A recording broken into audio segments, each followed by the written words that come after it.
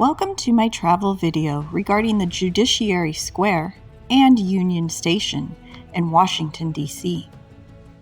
In January 2024, I took a road trip to Washington, D.C., the District of Columbia. During my visit, I encountered a wide array of fascinating symbolism. In this video, I will explore the esoteric symbolism around the area called Judiciary Square, nestled around the municipal offices, the Union Station, and the musings of several researchers and authors regarding symbols in Washington, D.C. The first stop in Judiciary Square was at the Casa Italiana, a building that houses an Italian language school. On the exterior of the building are two statues of classical Renaissance figures long identified with the esoteric movement. Michelangelo Buonarroti is recognized as one of the most creative and influential artists in the history of Western art. He is most celebrated for his creation of the monumental marble sculpture of David in Florence. Though notoriously picky about the marble he used, Michelangelo chose a tall, slender piece for the David sculpture, leading many to believe that the sculpture would be impossible. Called the Giant, the marble slab had been quarried and then abandoned for over 40 years before Michelangelo claimed it. The stone had deteriorated and grown rough from the elements, and already had more than one chisel mark in its surface. Still, Michelangelo was able to create a nearly 17-foot tall statue of David, deemed structurally perfect by the world's best artists and sculptors. In the biblical narrative of the books of Samuel, David is described as a young shepherd and harpist who gains fame and becomes a hero by killing Goliath. He becomes a favorite of Saul, the first king of Israel, but is forced to go into hiding when Saul suspects that David is trying to take his throne. After Saul and his son Jonathan are killed in battle, David is anointed king by the tribe of Judah and eventually all tribes of Israel. He conquers Jerusalem, makes it the capital of an united Israel, and brings the Ark of the Covenant to the city. Researcher and author Michael Tessarian, in his book Astrotheology and Sidereal Mythology, advises that King David is most well known as being of the house of Judah.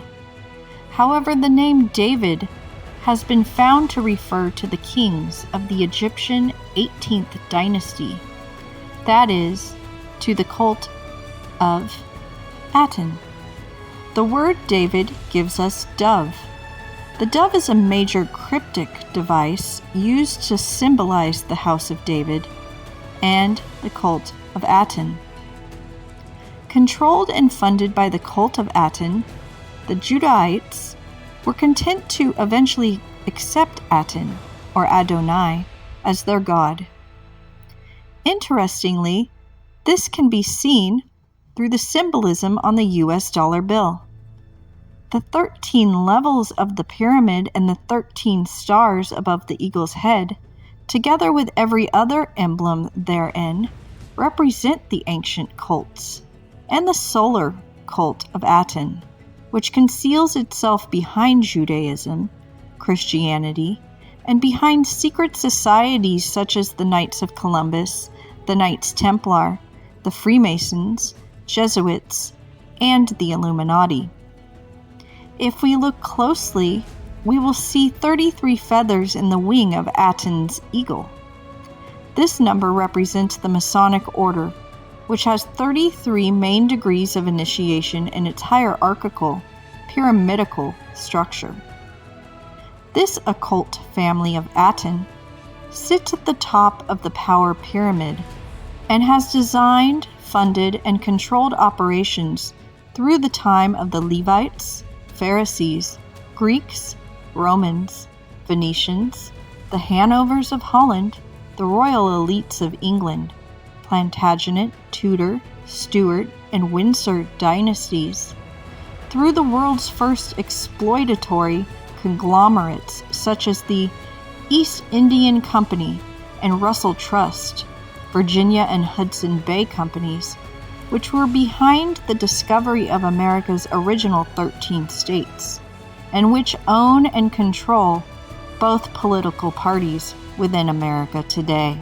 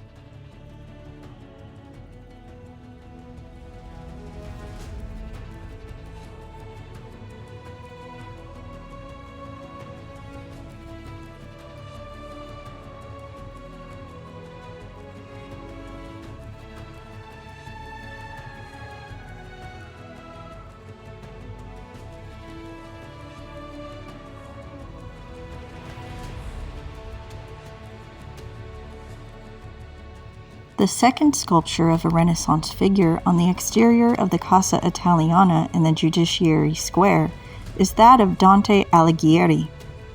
Dante was a medieval Italian poet, politician, and philosopher.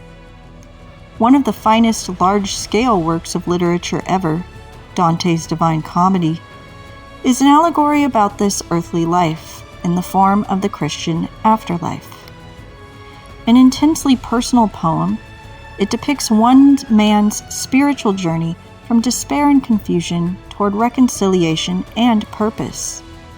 In its 100 cantos, or chapters, the pilgrim Dante tours hell, purgatory, and then paradise, encountering various characters in all three realms. Interestingly, for a man who sent astrologers to hell in his poem, there is much astrology in the Divine Comedy itself. Dante uses the varied descriptions of planets throughout the Divine Comedy. In the Inferno, he presents astrology's planets in their elemental modes. In the Purgatory, the planet's significance is psychological. The 7 layers of Purgatory's mountain purging the 7 cardinal sins that correspond to astrology's 7 classical planets. The physical planets reside in heaven, and in paradise we find various classes of the redeemed among the various planetary spheres. Here we find spiritual applications of planetary symbolism. Mars and Saturn, where we find elemental, psychological, and spiritual symbolism in the 3 regions of the afterlife. In the 7th circle of hell are the various classes of the violent. Below, in the 8th and 9th circles, are regions for different kinds of fraud and treachery. These regions are imagined from the symbolism of the astrological malefics, or malignant influences of Mars and Saturn. In the 7th circle, there are bare, lifeless, gnarled trees and desert sands, with flames descending with a red river of blood flowing through the place. Further below, in the 8th circle, we are in a realm of Saturn providing increasingly claustrophobic confinements for the fraudulent, and then utter cold at the very bottom where murderous traitors, cast as killers without compassion, are trapped in a lake of ice. In Purgatory, the place of purification and preparation for heaven, each of the 7 cardinal sins are purified. Mars corresponds to the sign of anger, and Saturn to sloth. On Purgatory's mountain, the ledge to purify anger is permeated with a thick smoke that renders all without sight. The repenters upon Saturn's ledge are in a continual sprint around a wide track. These planetary correspondences become clearer in the paradise.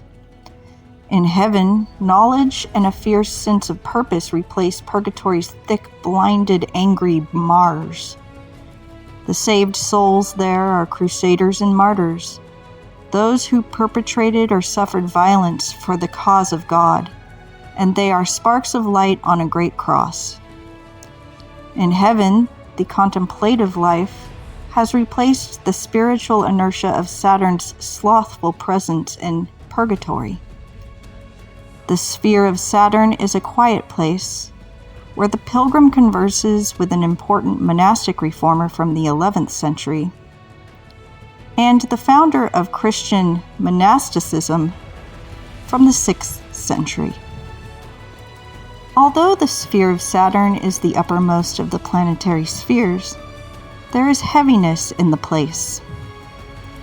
Dante's work displays a strong, varied use of astrological symbolism that gives a fuller range of meanings to astrology's planets. Modern astrologers may focus on situational, psychological, or spiritual features of planetary symbolism, but Dante uses all of them together to illustrate the multi-level nature of the medieval universe. The human being's own inner stars, or zodiac, may be displays of high drama, involving velocities, temperatures, and destructive flames. Yet, in our minds and vision, they are as spiritually embedded in the various cornerstones, fountains, lapidary symbolism, and architecture of Washington, D.C.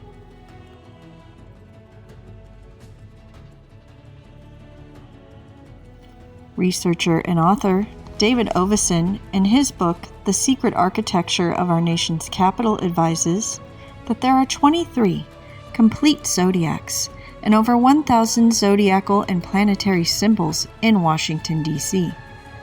There is undeniable Virgoan symbolism in D.C., and Virgo is ruled by Mercury, exuding the nature or planetary influence of Mercury. It is significant that we find in the city a considerable number of arcane images involving Mercury. One such image is located in the Judiciary Square on the Municipal Center building and is called the Urban Life East Panel, carved by John Gregory in 1941. Mercury is shown flying over the goddess Vesta, who is attending to her altar flame. The right foot of Mercury merges with the veil-like clothing drawn over Vesta, a nod to Mercury being identical to Hermes, the keeper of the secret veil, guardian of the ancient mysteries. It is Mercury who holds the veil before the eyes of the profane. Asclepius, the Greek god of healing, is merging with the feet of the goddess Maya, who is Mercury's mother. There is a mystery with this panel that is astrological in nature. In ancient times, there was one day in the year when a fire ceremony was performed in honor of Maya by those responsible for the sacred flame. On the first day of May, the Roman priest of Vulcan sacrificed to her.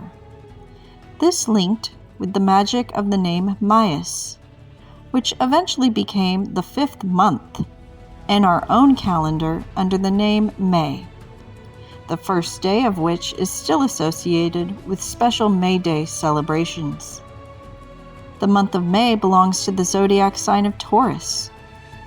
On May 1st, 1941, the relief was finished and put in place, and there were no fewer than 6 planets in Taurus: Mercury, the Sun, Venus, Saturn, Jupiter, and Uranus.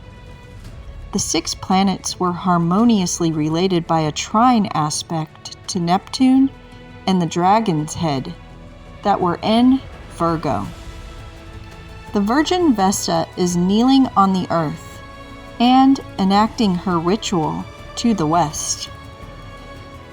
At noon on May 1st, 1941, The fire planet of Mars was setting on the horizon of Washington, D.C. It was at the lowest level of the Earth, just about to disappear over the horizon, more or less in the position held by Vesta's lamp. Mercury is flying upward over the head of Vesta because on May 1st, 1941, Mercury was exactly overhead in Washington, D.C., beginning its descent toward the western horizon. Just as Mars was about to disappear in the night, Mercury was at its highest point in the skies. This explains why Mercury is flying upward above the burning lamp.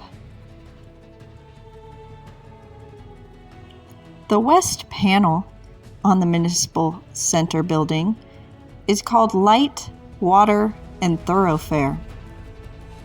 The goddess Columbia pours water into the basin for the mother and child at her right. In her left hand, she holds a lamp to light the way for the traveler walking east. The figure of Columbia pouring water relates to the star card in the tarot, and the traveler figure relates to the hermit card in the tarot.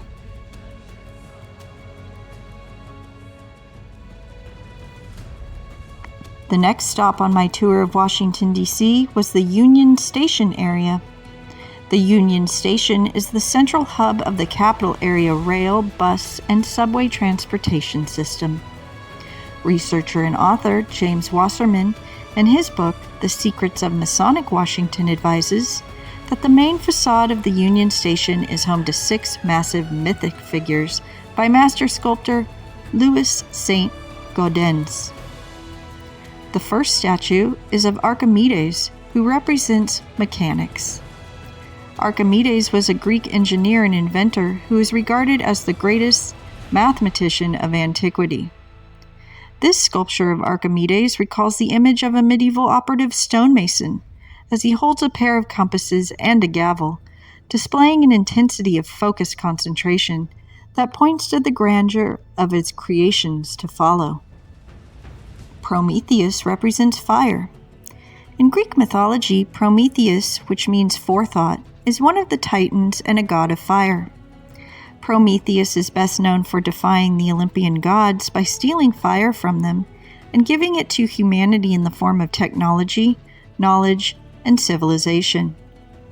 Prometheus is also historically or allegorically associated with the crucifixion. The first friend of man, the immortal Prometheus, was crucified on the pinnacle of Mount Caucasus. Prometheus disobeyed Zeus by bringing fire and immortality to man. So for man he suffered until the coming of Hercules released him from his ages of torment. Thales represents electricity. He was an ancient Greek pre-Socratic philosopher that was one of the 7 sages, founding figures of ancient Greece, and credited with the saying, "Know thyself," which was inscribed on the Temple of Apollo at Delphi. Thales was said to have calculated the heights of the pyramids and the distance of ships from the shore. In science, Thales was an astronomer who reportedly predicted the weather and a solar eclipse. He was also credited with discovering the position of the constellation Ursa Major, as well as the timings of the solstices and equinoxes. In Greek mythology and religion, Themis is the goddess and personification of justice, divine order, law, and custom. She is associated with oracles and prophecies, including the Oracle of Delphi. Her symbol is the scales of justice. Apollo represents inspiration. The Greeks believed that Apollo partook of either the visible or invisible attributes of the sun, and was therefore thought of as a solar deity. The statue of Ceres represents agriculture. Ceres was the daughter of Cronos and Rhea, and by Zeus, the mother of Persephone. Some believe her to be the goddess of the earth, but more correctly she is the deity protecting agriculture in general, and corn in particular. In the Mysteries, Ceres represented riding in a chariot drawn by winged serpents. Here we have the Dirksen Senate office building, which houses a recessed ceiling zodiac. In my previous travel video regarding the Federal Triangle, I showed the Melon Fountain zodiac, which is the fulcrum of balance for the two massive groups of zodiacs that hang at either end of Constitution Avenue, with the Dirksen Building ceiling zodiac to the east and the National Academy of Sciences door zodiac to the west, a testament to the zodiacal and astrological orientations that radiate through Washington, D.C.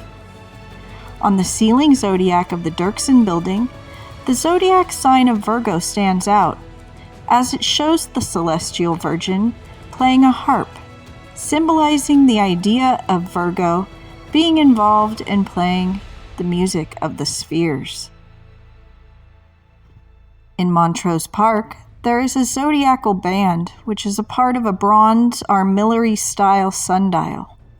This sundial was placed there in 1956 in memory of Sarah Rittenhouse, who helped establish Montrose Park.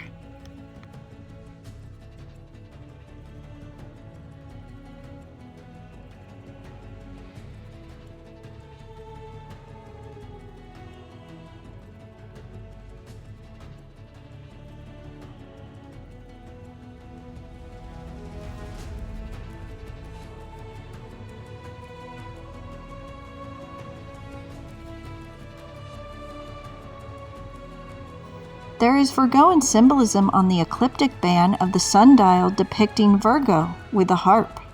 Interestingly, there are two other zodiacs along Constitution Avenue that's images contain Virgo with a harp: the Dirksen office building ceiling zodiac and the door zodiac at the National Academy of Sciences, a testament to the prominence of Virgoan symbolism in the design and creation of Washington, D.C.